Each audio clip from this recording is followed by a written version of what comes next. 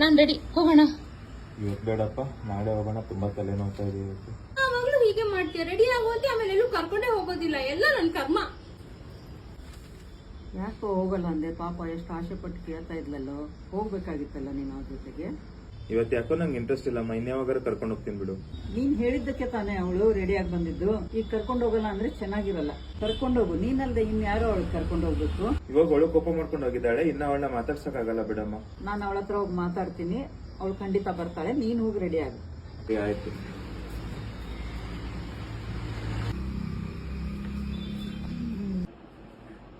ಪುಷ್ಪ ಇಷ್ಟಕ್ಕೆಲ್ಲ ಬೇಜಾರ್ ಮಾಡ್ಕೊತಾರೇನೆ? ಬೇಜಾರ್ ಮಾಡ್ಕೋಬೇಡ, ನಾನ್ ಮಾತಾಡಿದೀನಿ. ಹೋಗ್ಬಿಟ್ಟು ಬಾ, ಕರ್ಕೊಂಡು ಹೋಗ್ತಾನಂತೆ.